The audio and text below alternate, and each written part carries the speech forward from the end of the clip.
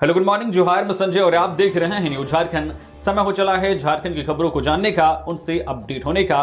उससे पहले अगर आप न्यूज झारखंड चैनल पर नए हैं या अब तक चैनल को सब्सक्राइब नहीं किए हैं तो प्लीज चैनल को सब्सक्राइब करके बेल आइकन प्रेस कर दीजिए, जिससे अब तक झारखंड की हर एक छोटी बड़ी खबर का अपडेट आप तक पहुंचता रहे। चलिए शुरुआत करते हैं आज की पहली और महत्वपूर्ण बड़ी खबर से। झारखंड नगर निकाय चुनाव, आज होगी वोटों की गिनती, मतगणना केंद्रों में सुरक्षा के पुख्ता इंतजाम। झारखंड नगर निकाय चुनाव के परिणाम आज 27 फरवरी को घोषित किए जाएंगे। वोटों की गिनती सुबह 8 बजे से शुरू होगी और देर शाम तक परिणाम घोषित किए जाएंगे।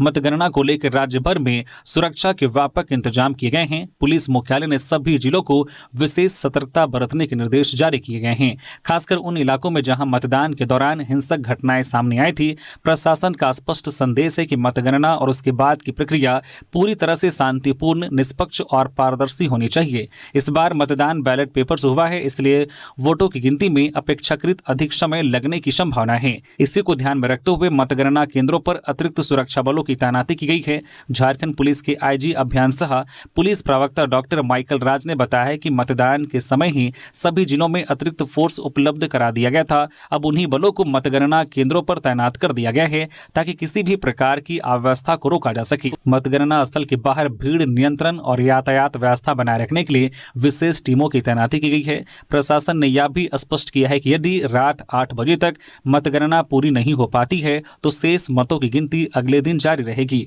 इस दौरान बैलेट बॉक्स को सुरक्षित रखने के लिए पूरे परिसर को सील कर पुलिस सुरक्षा में रखा जाएगा।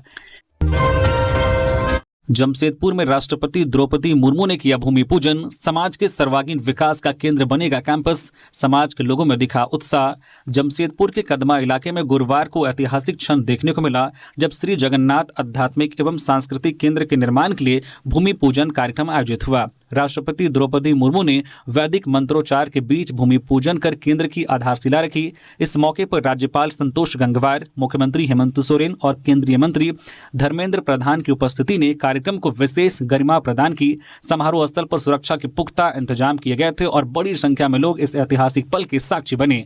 भूमि पूजन समारोह में स्थानीय और राज्य स्तर के जनप्रतिनिधियों की भी अहम भागीदारी रही। सांसद विद्युत बरन महतो, विधायक सरयू राय और विधायक पूर्णिमा साहू सहित कई गण्यमान्य लोग मंच पर मौजूद रहे। सभी ने इस पहल को क्षेत्र के लिए मील का पत्थर बताया है।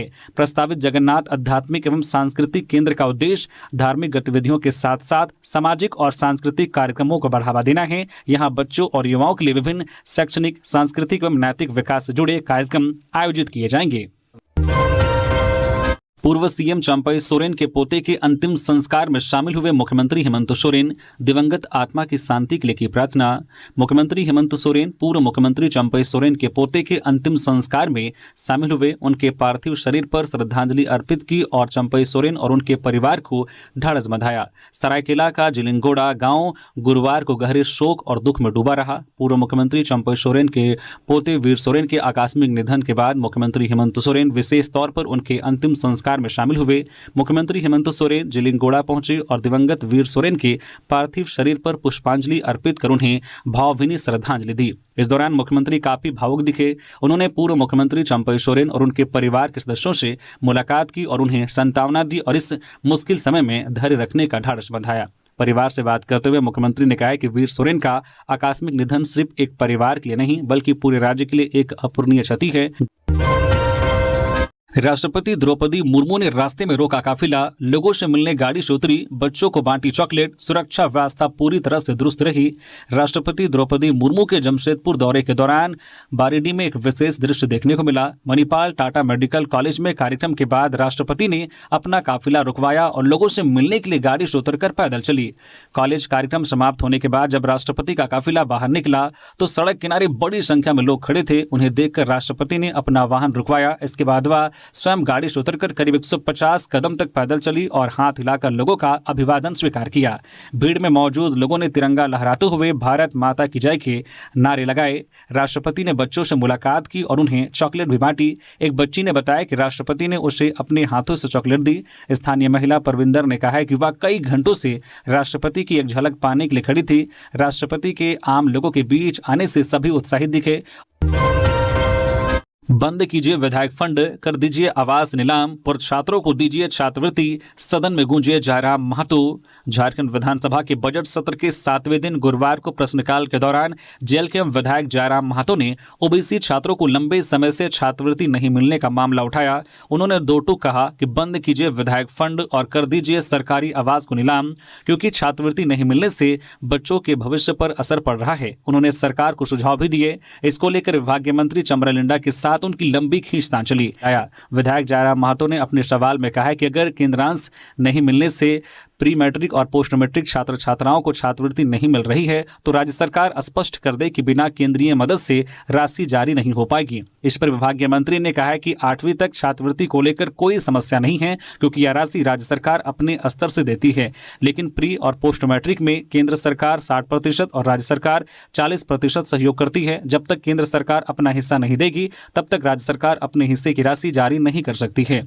मंत्री चमरा लिंडा ने कहा है कि विभाग के पास इतना पैसा मौजूद है कि वह अपने स्तर से छात्रवृत्ति दे सकती है। इसके लिए केंद्रांश की बाध्यता वाले वित्त नियम को शिथिल करना होगा। इस दिशा में विभाग ने पहल शुरू कर दी है ताकि राज्य सरकार अपने स्तर से छात्रों को राशि दे सके। जेपीएससी सिविल सेवा प्रतियोगिता परीक्षा के आवेदन की तिथि 9 मार्च तक बढ़ी। झारखंड लोक सेवा आयोग ने झारखंड असैनिक संयुक्त सिविल सेवा प्रतियोगिता परीक्षा 2025 के लिए आवेदन की तिथि बढ़ा दी है। अब अभ्यर्थी 9 मार्च की शाम 5 बजे तक आवेदन कर सकेंगे। 10 मार्च की शाम 5 बजे तक आवेदन शुल्क जमा कर सकेंगे। जेपीएससी द्वारा जारी सूचना में राज्य सरकार द्वारा उम्र सीमा में की गई बढ़ोतरी को शामिल किया गया है। स्पष्ट किया गया है कि इस प्रतियोगिता परीक्षा के लिए अधिकतम उम्र सीमा 1 अगस्त 2022 एवं न्यूनतम उम्र सीमा 1 अगस्त 2026 होगी। पश्चिमी सिंहभूम में बड़ी नक्सली साजिश नाकाम। टोंटोगढ़ा के पास सड़क किनारे मिला आईडी, सीआरपीएफ ने किया डिस्फ्यूज। पश्चिमी सिंहभूम जिले के छोटा नागरा थाना क्षेत्र में गुरुवार को एक बड़ी नक्सली साजिश को नाकाम कर दिया गया। टोंटोगढ़ा गांव के पास मुख्य सड़क किनारे सीआरपीएफ को एक आईडी बम मिला, जिसे समय रहते निष्क्रिय कर दिया गया। जानकारी के अनुसार दोपहर करीब 12 बजे सेडल से मनोहरपुर जाने वाली सड़क पर सर्च अभियान के दौरान सीआरपीएफ की टीम ने टोंटोगढ़ गांव के समीप लोहे के पाइप में रखे इस आईडी का पता लगाया। आईडी मिलने के बाद जवानों ने तत्काल इलाके की घेराबंदी कर दी और आम लोगों की आवाजाही रोक दी। सुरक्षा मानकों का पालन करते हुए बम निरोधक दस्ते ने नियंत्रित विस्फोट कर आईडी को सुरक्षित तरीके से निष्क्रिय कर दिया। पश्चिमी सिंहभूम के पुलिस अधीक्षक एसपी अमित रेणु ने घटना की पुष्टि करते हुए बताया कि सुरक्षा बलों की सतर्कता से एक बड़ा खतरा टल गया। झारखंड में अब तेजाब हमला, बलात्कार, मृत्यु और दिव्यांगता मामलों में पीड़ितों को मिलेगा मुआवजा। राज्य सरकार के गृह, कारा एवं आपदा प्रबंधन विभाग द्वारा झारखंड पीड़ित प्रतिकर योजना 2016 के तहत अपराध से पीड़ित व्यक्तियों या उनके आश्रितों को मुआवजा देने का प्रावधान किया गया है। योजना के तहत किसी भी प्रकार के अपराध से हुई हानि या क्षति पर न्यूनतम प्रतिकर राशि निर्धारित की गई है। यह योजना अपराध पीड़ितों के पुनर्वास और आर्थिक सहयोग को ध्यान में रखकर तैयार की गई है। मुआवजा प्राप्त करने के लिए संबंधित पीड़ित या उनके आश्रित को जिला विधिक सेवा प्राधिकार के समक्ष आवेदन करना होगा। विभिन्न अपराधों पर निर्धारित न्यूनतम प्रतिकर राशि अलग अलग निर्धारित की गई है, जैसे कि तेजाब हमले से घायल व्यक्ति को न्यूनतम 3 लाख रुपए, बलात्कार के मामले में 3 लाख रुपए, नाबालिग के शारीरिक शोषण पर 2 लाख रुपए, मानव तस्करी से पीड़ित के पुनर्वास के लिए 1 लाख रुपए, यौन प्रताड़ना के लिए 50,000 रुपए, किसी भी अपराध में मृत्यु होने पर 2 लाख रुपए, स्थायी विकलांगता पर 2 लाख रुपए, आंशिक विकलांगता पर 1 लाख रुपए, 25% से अधिक जलने की स्थिति में तेजाब हमला छोड़कर 2 लाख रुपए, भ्रूण हानि पर 50 लाख रुपए निर्धारित की गई है। साथ ही अन्य अपराधों पर भी अलग अलग राशि निर्धारित की गई है। मुआवजा राशि का निर्धारण पीड़ित को हुई क्षति, उपचार में हुए खर्च, अंत्येष्टि, व्यय तथा पुनर्वास की आवश्यकता को ध्यान में रखकर जिला विधिक सेवा प्राधिकार द्वारा किया जाता है। योजना में यह भी प्रावधान किया गया है कि यदि पीड़ित की आयु 14 वर्ष से कम है तो निर्धारित प्रतिकर राशि में 50% तक की बढ़ोतरी की जा सकती है। धनबाद से कोयंबटूर चलेगी अमृत भारत एक्सप्रेस। पीएम मोदी 1 मार्च को दिखाएंगे हरी झंडी। लंबी दूरी की यात्रा करने वाले यात्रियों के लिए राहत की खबर है। 1 मार्च से कोयंबटूर और धनबाद के बीच अमृत भारत एक्सप्रेस का संचालन शुरू होने जा रहा है। रेलवे ने इस नई सेवा की तैयारियां तेज कर दी है। रेल मंत्री अश्वनी वैष्णव ने 2 फरवरी को ट्रेन चलाने की घोषणा की थी। अब 1 मार्च को प्रधानमंत्री नरेंद्र मोदी मदुरई से वीडियो कॉन्फ्रेंसिंग के माध्यम से इस ट्रेन को हरी झंडी दिखाएंगे। उद्घाटन के बाद शुरुआती दिनों में इसे स्पेशल ट्रेन के रूप में चलाए जाने की संभावना है। यह ट्रेन सुपर सुपरफास्ट श्रेणी में चलेगी। इसका ट्रेन नंबर भी उसी श्रेणी के अनुसार रखा गया है। यह ट्रेन गोमो, पारसनाथ और गया होते हुए चलेगी। इस रूट से झारखंड और बिहार के यात्रियों को सीधा लाभ मिलेगा। खासकर धनबाद से काटपाड़ी और दक्षिण भारत के अन्य शहरों की यात्रा करने वालों के लिए यह बेहतर विकल्प साबित होगी। इस ट्रेन की खास बात यह है कि इसमें केवल नॉन एसी स्लीपर कोच होंगे। इससे सामान्य और मध्यम वर्ग के यात्रियों को कम किराए में लंबी दूरी की यात्रा का मौका मिलेगा। रामगढ़ के हथवारा पोचरा में ड्यूटी से लौट रहे युवक की वाहन की चपेट में आने से दर्दनाक मौत। रामगढ़ जिले के कुज्जुओपी क्षेत्र के हथवारा पोचरा में गजराज टाटा मोटर्स के समीप किसी वाहन की चपेट में आने से एक युवक वंश कुमार 22 वर्षीय की मौत हो गई। घटना गुरुवार दोपहर करीब 2 बजे की है। वंश कुमार दिगवार लाइन टोला निवासी संतोष महतो का पुत्र था। वह बिहार फाउंड्री कंपनी में कार्यरत था। बताया गया है कि वंश कुमार ड्यूटी खत्म होने के बाद अपनी बाइक से घर लौट रहा था, तभी हथवारा पोचरा के समीप किसी वाहन ने उसे अपनी चपेट में ले लिया। युवक की घटनास्थल पर ही मौत हो गई। दुर्घटना के बाद आक्रोशित ग्रामीणों ने कुछ देर के लिए NH-39 को जाम कर दिया। सूचना मिलते ही कुज्जुओपी पुलिस मौके पर पहुंची और शत विशत शव को पोस्टमार्टम के लिए सदर अस्पताल रामगढ़ भेज दिया। इधर मांडू सीओ घटनास्थल पर पहुंचे। उन्होंने ग्रामीणों व परिजनों को मुआवजा दिलाने का आश्वासन दिया। झारखंड के 4 जिलों में जल्द लगेगी MRI मशीन, 20 जिलों में मैमोग्राफी सुविधा। झारखंड सरकार ने राज्य की स्वास्थ्य सुविधाओं को मजबूत करने की दिशा में अहम फैसला लिया है। रामगढ़, गिरिडीह, देवघर और कोडरमा जिलों में जल्द ही MRI मशीन उपलब्ध कराई जाएगी। इसके लिए खरीद प्रक्रिया शुरू कर दी गई है। साथ ही राज्य के 20 जिलों में मैमोग्राफी मशीन लगाने की तैयारी भी की जा रही है। यह निर्णय स्वास्थ्य, चिकित्सा, शिक्षा एवं परिवार कल्याण विभाग की उच्च स्तरीय बैठक में लिया गया। बैठक की अध्यक्षता अपर मुख्य सचिव अजय कुमार सिंह ने की। उन्होंने संबंधित एजेंसियों को MRI मशीनों की स्थापना की प्रक्रिया शीघ्र प्रारंभ करने का निर्देश दिया। बैठक में राष्ट्रीय स्वास्थ्य मिशन के अभियान निदेशक शशि प्रकाश झा सहित अन्य वरिष्ठ अधिकारी मौजूद थे।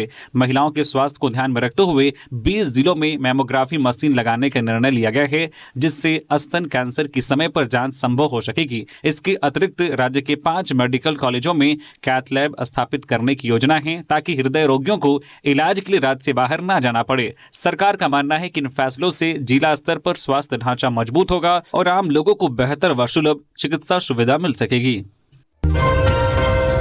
गुमला में वृद्ध महिला की निर्मम हत्या, डाइन बिसाही के शक में कुल्हाड़ी से काट कर मारा। शादी समारोह में जाते वक्त हुई घटना। गुमला जिले के पालकोट थाना क्षेत्र में एक वृद्ध महिला का क्षत विक्षत शव मिला है। उमड़ा पंचायत के पंडरापानी गांव स्थित खेल मैदान के पास जंगल में शव मिलने से इलाके में सनसनी फैल गई। महिला की कुल्हाड़ी से काटकर बेरहमी से हत्या की गई है। मृतका की पहचान बघीमा अंबाटोली गाँव की मंगरी देवी के रूप में हुई है। मंगरी देवी पंडरापानी गाँव में एक शादी समारोह में शामिल होने जा रही थी, तभी जंगल में उसकी निर्मम हत्या कर दी गई। मृतका के बेटे सुकरा लोहरा ने बताया कि गांव के ही गोविंदा खड़िया और जागुड़ खड़िया ने उनकी मां की हत्या की है। सुकरा लोहरा के अनुसार गोविंदा खड़िया की मां की तबियत खराब थी और जागुड़ खड़िया को लकवा मार गया था। इसी वजह से दोनों ने मंगरी देवी पर डायन होने का आरोप लगाकर उन्हें जान से मारने की धमकी दी थी। घटना की सूचना मिलते ही पालकोट पुलिस दल बल के साथ मौके पर पहुंची और जांच शुरू कर दी है। जामताड़ा में अवैध कोयला खदान धसी, मलबे में दबे 4 लोग, ग्रामीणों ने रस्सी के सहारे निकाला। बंगाल में चल रहा इलाज। जामताड़ा जिले के नाला थाना क्षेत्र में अवैध कोयला खनन के दौरान गुरुवार को बड़ा हादसा हो गया। पालास्थली स्थित बंद पड़ी खदान तड़के करीब 3 से 4 बजे के बीच अचानक धस गई, जिससे 4 स्थानीय लोग मलबे में दब गए। सूत्रों के मुताबिक चारों युवक अवैध रूप से कोयला निकालने के लिए खदान में उतरे थे।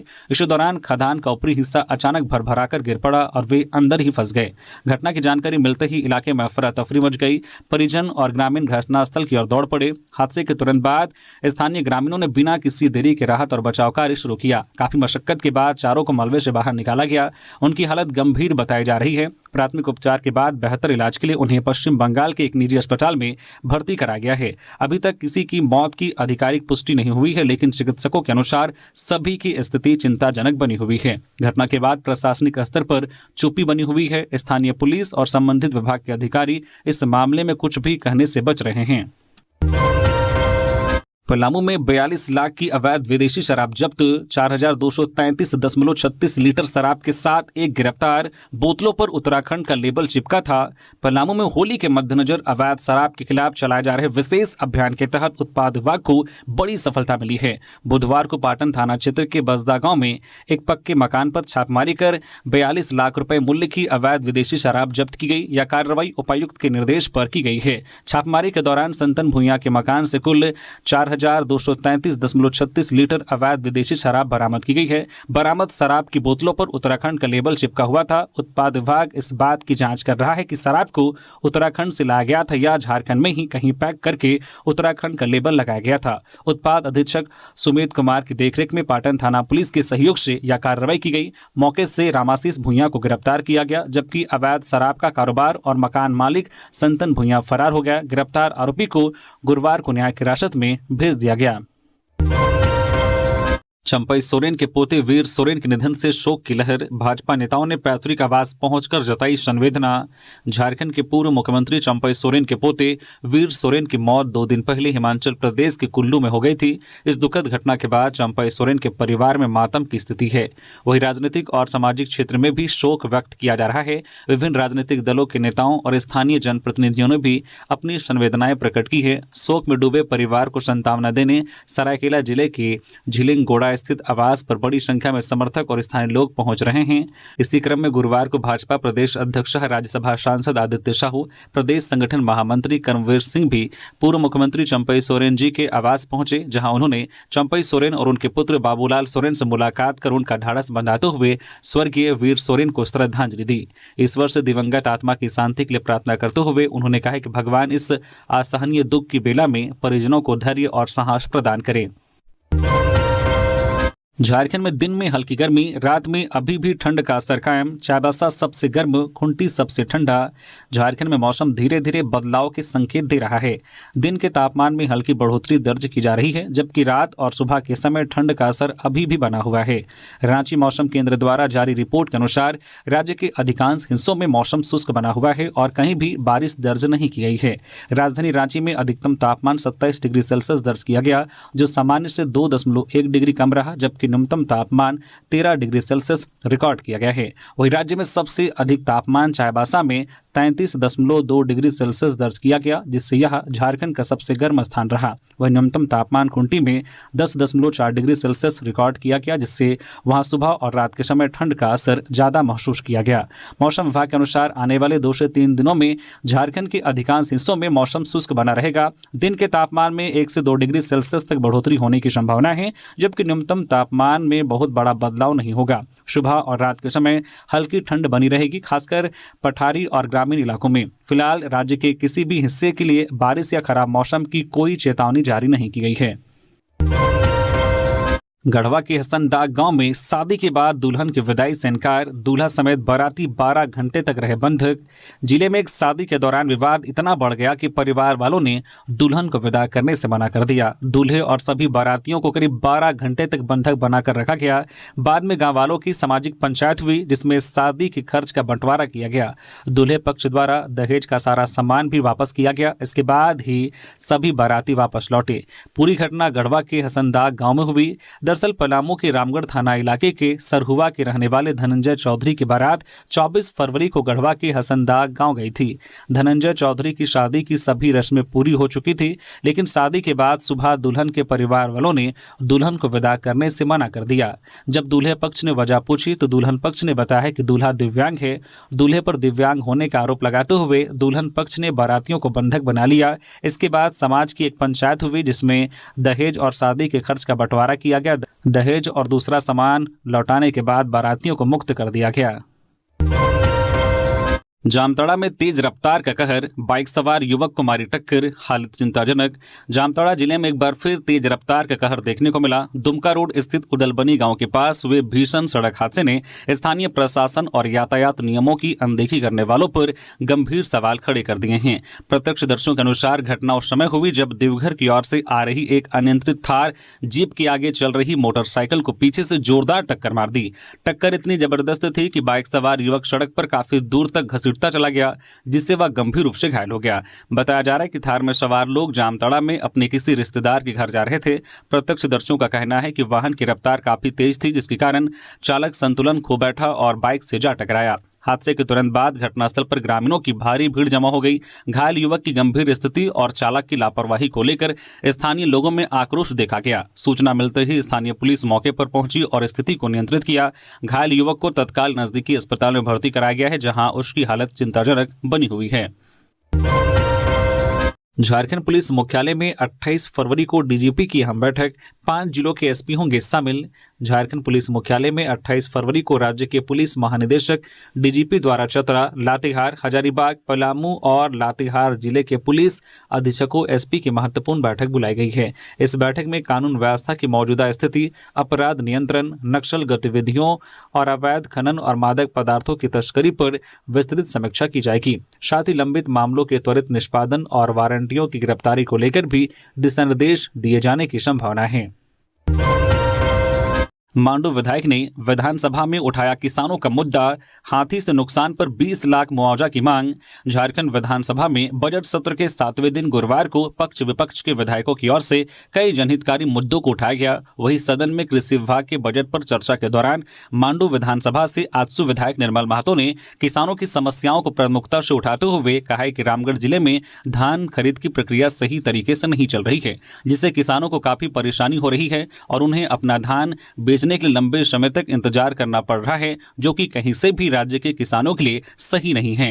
निर्मल महतो ने सरकार को बताया कि कई ऐसे भी किसान हैं जिन्हें 2 से ढाई महीने से भुगतान का इंतजार कर रहे हैं। रमजान और होली जैसे त्यौहार नजदीक हैं और कई परिवारों में शादी भी है। ऐसे में किसानों को पैसे की काफी जरूरत है, इसलिए किसानों के हित को ध्यान में रखते हुए जल्द से जल्द पैसों का भुगतान किया जाए। वही आजसू विधायक ने गंभीर आरोप लगाते हुए कहा कि बिचौलियों के कारण स्थानीय किसानों का धान नहीं खरीदा जा रहा है। साथ ही उन्होंने एक बार फिर से जंगली हाथियों से हो रहे नुकसान पर भी चिंता जताई और राज्य सरकार से मुआवजा बढ़ाकर 20 लाख करने की मांग की। गीता की आध्यात्मिक शिक्षाएं आज के युवाओं को दे सकती है नई दिशा, राष्ट्रपति द्रौपदी मुर्मू।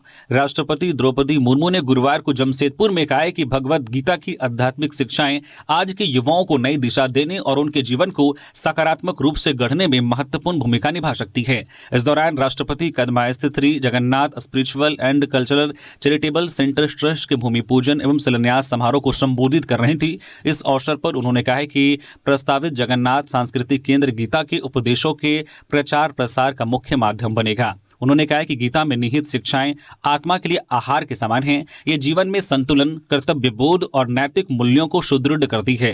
राष्ट्रपति ने आगे कहा कि जमशेदपुर में बनने वाला भगवान जगन्नाथ मंदिर आध्यात्मिक अध्ययन और सामुदायिक सौहार्द का केंद्र बनेगा। यहाँ संचालित छात्रावास के माध्यम से गरीब बच्चों, विशेषकर महिलाओं की शिक्षा सुनिश्चित की जाएगी।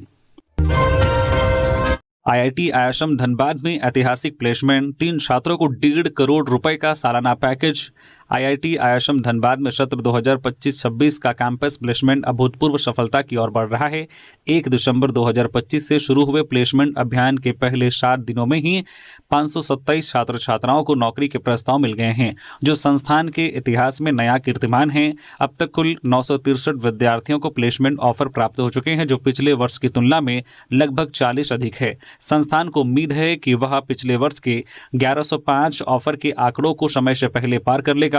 इस वर्ष ऑफ कैंपस प्लेसमेंट में 3 छात्रों को 1.5 करोड़ रुपए सालाना पैकेज मिला है, जो अब तक का सर्वाधिक है। यह उपलब्धि संस्थान की बढ़ती वैश्विक साख को दर्शाती है। वहीं ऑन कैंपस प्लेसमेंट में 4 विद्यार्थियों को 80 लाख रुपए वार्षिक पैकेज प्राप्त हुआ है। बड़े पैकेज और अधिक संख्या में चयन ने इस सत्र को विशेष बना दिया है। गढ़वा के भोजपुर गांव में एक घर में लगी भीषण आग, 2 लाख रुपए समेत 5 लाख की संपत्ति जलकर राख। गढ़वा जिले में आग का भीषण तांडव देखने को मिला। श्री बंसीधर नगर थाना क्षेत्र के भोजपुर गांव में गुरुवार सुबह अचानक लगी आग से एक घर पूरी तरह से जलकर राख हो गया। इस हादसे में लगभग 5 लाख रुपए की संपत्ति नष्ट हो गई, जिसमें लोन के रूप में लिए गए 2 लाख रुपए नगद भी शामिल हैं। जानकारी के अनुसार श्रीपतिया कुंवर के घर में अचानक आग लगी, जिससे पूरे गाँव में अफरा तफरी मच गई। आग इतनी तेजी से फैली कि घर में रखा अनाज, कपड़े, बक्सा और अन्य सामान देखते ही देखते जलकर खाक हो गए। परिजनों ने बताया कि आग लगने के कारणों का अब तक पता नहीं चल सका है। सिपतिया कुंवर के पुत्र विजय शाह ने बताया कि घर निर्माण की तैयारी के लिए 2 लाख रुपए लोन के रूप में लिया गया था। जो नगद घर में रखा हुआ था वह भी आग की भेंट चढ़ गया। उनके अनुसार इस घटना में कुल मिलाकर करीब 5 लाख रुपए की संपत्ति का नुकसान हुआ है। राशि खर्च करने में कृषि विभाग सबसे फिसड़ी, विपक्ष ने उठाया सवाल। एक तरफ राज्य सरकार कृषि सहित विभिन्न विभागों का भारी भरकम बजट पेश की है, वहीं दूसरी ओर चालू वित्त वर्ष के लिए आवंटित राशि खर्च नहीं कर पा रही है। जाहिर तौर पर एक बार फिर भारी भरकम राशि सरेंडर होने के कगार पर है। खर्च करने में सबसे खराब प्रदर्शन कृषि विभाग की देखी जा रही है। इस विभाग ने 31 जनवरी तक महज 36% राशि खर्च की है। कृषि विभाग के इस परफॉर्मेंस पर बजट सत्र के दौरान गुरुवार को सदन में विपक्ष के द्वारा उठाया गया बीजेपी विधायक दल के मुख्य सचेतक नवीन जायसवाल ने राज्य सरकार के कृषि विभाग के कामकाज पर सवाल खड़ा करते हुए जमकर आलोचना की। उन्होंने कहा कि सरकार कृषि और किसानों के प्रति गंभीर नहीं है। कृषि विभाग का भारी भरकम बजट जानबूझकर दिखाया जाता है क्योंकि खर्च तो उसे 30% ही करना है। विधायक नवीन जायसवाल ने राज्य में धान खरीद में भी गड़बड़ी का आरोप लगाते हुए किसानों को हो रही परेशानी पर नाराजगी जताया। हालांकि सदन के अंदर और बाहर विपक्ष के आरोप पर कृषि मंत्री शिल्पी नेहात्री की सफाई देती रही। पलामू में ट्रैक्टर की टक्कर से बाइक सवार 3 लोग घायल, 2 की हालत गंभीर। पलामू के लेस्लीगंज थाना क्षेत्र के महावीर मोड़ के पास गुरुवार को मिट्टी लदे ट्रैक्टर ने बाइक को जोरदार टक्कर मार दी। इस हादसे में बाइक सवार 3 लोग गंभीर रूप से घायल हो गए। हालांकि बच्चा बाल बाल बच गया। घटना के बाद ट्रैक्टर चालक गाड़ी लेकर मौके से फरार हो गया। घटना के संबंध में बताया जाता है कि बाइक सवार सभी लोग चैनपुर प्रखंड के बहिरवा गाँव में एक रिश्तेदार के यहाँ शादी समारोह में शामिल होकर घर लौट रहे थे। इसी दौरान महावीर मोड़ के पास मिट्टी लदे ट्रैक्टर ने उनकी बाइक को टक्कर मार दी। टक्कर इतनी जोरदार थी कि बाइक सवार तीनों लोग जमीन पर गिर गए। घटना के बाद स्थानीय लोगों की मदद से सभी घायलों को इलाज के लिए मेदिनीराय मेडिकल कॉलेज एवं अस्पताल एवं CH भेजा गया। चिकित्सकों ने प्राथमिक उपचार के बाद मां रूपवंती देवी और उसके बेटे सूरज कुमार की नाजुक हालत को देखते हुए बेहतर इलाज के लिए रेफर कर दिया है। वहीं उर्मिला कुंवर का इलाज एवं CH में चल रहा है। साथ ही मौजूद एक बच्चा सुरक्षित है। गिरिडीह में गोलीकांड का 6ठा आरोपी हर्ष श्रीवास्तव गिरफ्तार, पिस्टल व गोली बरामद। गिरिडीह में नगर निकाय चुनाव के दिन हुए गोलीकांड के 6ठे आरोपी हर्ष श्रीवास्तव उर्फ टोशू को पुलिस ने गिरफ्तार कर लिया है। उसकी गिरफ्तारी ताराटांड़ थाना क्षेत्र से हुई है। यह जानकारी SP डॉक्टर विमल कुमार ने गुरुवार को प्रेस वार्ता में दी। SP ने बताया कि गोलीकांड का नामजद अभियुक्त हर्ष श्रीवास्तव ताराटांड़ से बाहर भागने की तैयारी में था। इसकी भनक लगते ही पुलिस की विशेष टीम ने गिरिडीह टुंडी मार्ग पर ताराटांड़ थाना के बुटकुरिया के पास छापेमारी कर उसे धर दबोचा। उसके पास से पुलिस ने एक 7.65 mm की देसी पिस्टल व एक जिंदा गोली बरामद किया है। उसकी निशानदेही पर घटनास्थल से एक खोखा भी बरामद किया गया है।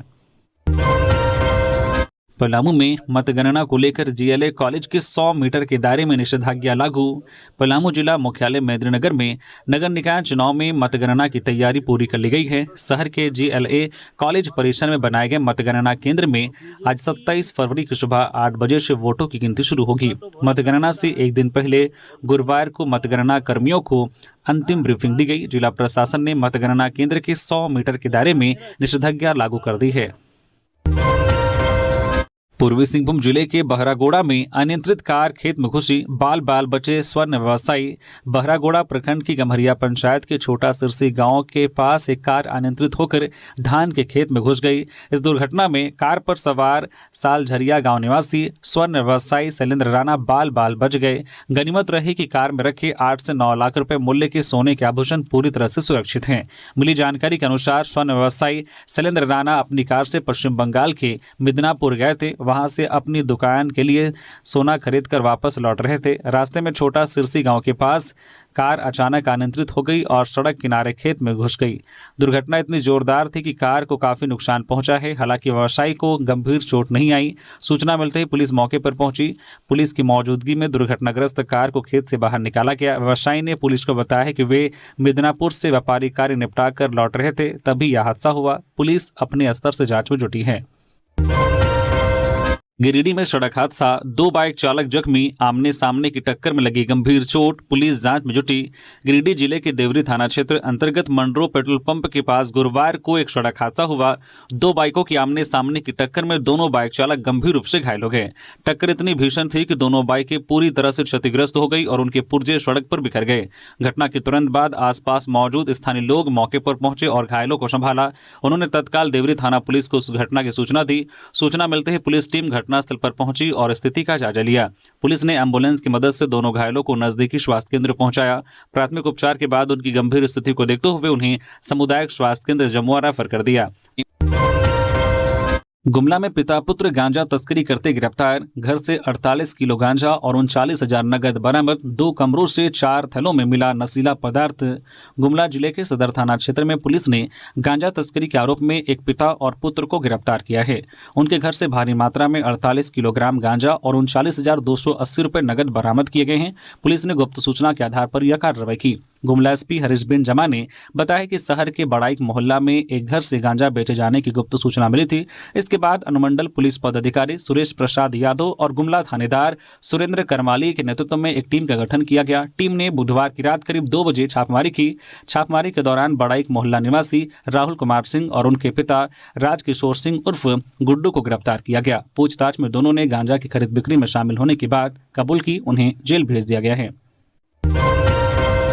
108 एम्बुलेंस कर्मियों की चेतावनी, मांगे नहीं मानी गई तो 13 मार्च को श्रम भवन रांची का होगा घेराव। राज्य में संचालित 108 एम्बुलेंस सेवा से जुड़े कर्मचारियों ने प्रबंधन पर भ्रष्टाचार, तानाशाही और आर्थिक शोषण का आरोप लगाते हुए 13 मार्च 2026 को श्रम भवन डोरंडा में घेराव और महाप्रदर्शन करने की घोषणा की है। झारखंड प्रदेश एम्बुलेंस कर्मचारी संघ, जो भारतीय मजदूर संघ से संबंध है, के नेतृत्व में कर्मचारियों ने आंदोलन का ऐलान किया है। संघ के प्रदेश महामंत्री सूरज साहू ने आरोप लगाया है कि सेवा संचालन संस्था सम्मान फाउंडेशन द्वारा श्रम कानूनों का उल्लंघन किया जा रहा है और 30 जुलाई 2025 को हुए समझौते सहित अन्य सहमतियों को लागू नहीं किया जा रहा है। कर्मचारियों का कहना है कि फरवरी 2025 से अक्टूबर 2025 तक जो है भविष्य निधि और कर्मचारी राज्य बीमा की राशि जमा नहीं की गई। नवंबर माह में कटौती के बावजूद राशि संबंधित खातों में जमा नहीं कराई गई तथा दिसंबर में भी पूर्ण राशि जमा नहीं होने का आरोप है। साथ ही फरवरी से लगातार वेतन भुगतान में विलंब और मनमानी कटौती का आरोप लगाया गया है, जिससे कर्मचारी आर्थिक और मानसिक दबाव में हैं। पाकुड़ में बालू माफियाओं का डीटीओ टीम पर हमला, अंगरक्षक चालक से मारपीट, जबरन ट्रैक्टर लेकर भाग निकले, 2 आरोपी गिरफ्तार। पाकुड़ में बालू माफियाओं ने जिला परिवहन पदाधिकारी डीटीओ मिथिलेश कुमार चौधरी की टीम पर हमला कर दिया। इस दौरान माफियाओं ने डीटीओ के निजी अंगरक्षक और चालक के साथ मारपीट की और जबरन बालू लदा एक ट्रैक्टर लेकर फरार हो गए। हालांकि डीटीओ मिथिलेश कुमार चौधरी बाल बाल बच गए। पुलिस ने इस मामले में 2 आरोपियों को गिरफ्तार किया है। यह घटना गुरुवार सुबह मालीपाड़ा मोड़ के समीप पाकुड़ बड़हरवा रोड पर हुई। जयराम महतो ने सदन में कहा, किसान बस जिंदगी काट रहा, वो जी नहीं रहा। झारखंड विधानसभा के सत्र में विधायक जयराम महतो ने किसानों की स्थिति पर विस्तार से अपनी बात रखी। उन्होंने कहा कि महात्मा गांधी ने गांव और किसानों को देश की आत्मा बताया था, लेकिन आज किसान सम्मान से जीवन नहीं जी पा रहे हैं। जयराम महतो ने कहा कि वे सरकार की योजनाओं को पूरी तरह से गलत नहीं कर रहे हैं, लेकिन मौजूदा योजनाओं से किसान सिर्फ गुजर बसर कर पा रहे हैं। झारखंड के अधिकतर किसान मानसून पर निर्भर हैं। राज्य में एक ही फसल की परंपरा है। धान कटने के बाद पानी की कमी के कारण किसान दूसरी फसल नहीं लगा पाते। उन्होंने कहा कि किसानों की आमदनी बढ़ाने के लिए वैल्यू एडिशन जरूरी है। टमाटर कच्चा सस्ता बिकता है, लेकिन सोच बनने पर महंगा हो जाता है। मक्का से फीड और स्टार्च बनाने पर ज्यादा लाभ मिलता है। आम से अचार और पल्प बनाकर आय बढ़ाई जा सकती है। उन्होंने कहा कि प्रोसेसिंग, पैकेजिंग और ब्रांडिंग से ही असली कमाई होगी। हर जिले में फूड प्रोसेसिंग यूनिट और फूड पार्क बनने चाहिए। इससे रोजगार बढ़ेगा और पलायन रुकेगा। उन्होंने बोकारो के चतराचट्टी में धान भुगतान लंबित होने का भी मुद्दा उठाया। जामताड़ा में अंचल अधिकारी से हाथापाई, आंगनबाड़ी सेविका के पति पर सरकारी कार्य में बाधा का आरोप, दोनों के बीच हुई तीखी नोकझोंक। जामताड़ा जिले के करमाटाड़ में गुरुवार को एक सरकारी योजना के निरीक्षण के दौरान अंचल अधिकारी सीओ चुनाराम हेम्ब्रम के साथ अभद्रता और हाथापाई की घटना सामने आई है। यह घटना सीताकाटा पंचायत के आंगनबाड़ी केंद्र सीताकाटा गांव में 15वें वित्त आयोग की नल जल योजना के निरीक्षण के दौरान हुई। जानकारी के अनुसार अंचल अधिकारी चुनाराम हेम्ब्रम और कनीय अभियंता जमील अंसारी योजना की प्रगति का जायजा लेने पहुंचे थे। इस दौरान केंद्र की सेविका भरती देवी के पति वासुदेव मंडल ने कथित तौर पर निरीक्षण कार्य में बाधा डाली और बहस शुरू कर दी, जो बाद में हाथापाई में बदल गई। घटना की सूचना तत्काल स्थानीय थाना को दी गई। अंचल अधिकारी चुनाराम हेम्ब्रम ने बताया कि वे सरकारी कार्य का निरीक्षण कर रहे थे, तभी उनके साथ अभद्र व्यवहार किया गया और सरकारी कार्य में बाधा पहुंचाई गई। उन्होंने मामले की सूचना थाना में देने और विधिसम्मत कार्रवाई की मांग की है। रामगढ़ के पतरातू में उत्पाद विभाग का छापा, शराब की खाली बोतलें व लेबल जब्त। रामगढ़ व रांची जिले की उत्पाद विभाग की टीम ने गुरुवार को अवैध शराब के खिलाफ संयुक्त छापेमारी की। टीम ने रामगढ़ रांची की सीमा पर पतरातू थाना क्षेत्र के तालाटांड शमशान रोड के समीप निर्माणाधीन मकान में छापेमारी की। इस दौरान मकान से भारी मात्रा में शराब पैकेजिंग से संबंधित सामग्री बरामद की गई। बरामद सामग्री में विभिन्न ब्रांड की शराब की खाली बोतलें, विभिन्न ब्रांड के लेबल, खाली कार्टून सील करने वाले टेप की पेटी व पंचिंग मशीन शामिल हैं। टीम ने सभी सामग्री जब्त कर धंधे में संलिप्त अभियुक्तों की पहचान कर उनके खिलाफ आगे की कार्रवाई में जुटी है। 6 साल से फरार माओवादी समर्थक गिरफ्तार, भेजा गया जेल। पश्चिमी सिंहभूम जिले के कराईकेला थाना क्षेत्र के इंद्रुवा गांव निवासी कारमेल बोदरा 34 वर्षीय को पुलिस ने उसके घर से गिरफ्तार कर लिया है। उसे चाईबासा जेल भेजा गया। कारमेल बोदरा पर अगस्त 2020 को नक्सली गतिविधि में शामिल होने व माओवादियों को मदद करने का आरोप था। वह करीब 6 साल से पुलिस को धोखा देकर फरार था। पुलिस उसे काफी दिनों से तलाश कर रही थी। तो ये थी आज की झारखंड की टॉप बड़ी खबरें। इसी तरह से झारखंड की हर एक छोटी बड़ी खबर देखने के लिए आप हमारे न्यूज झारखंड चैनल को सब्सक्राइब करके बेल आइकन प्रेस कर दीजिए, जिससे आप तक झारखंड की हर एक छोटी बड़ी खबर का अपडेट आप तक पहुंचता रहे। तो अभी के लिए बस इतना ही, फिर मिलते हैं किसी और खबरों के साथ। धन्यवाद।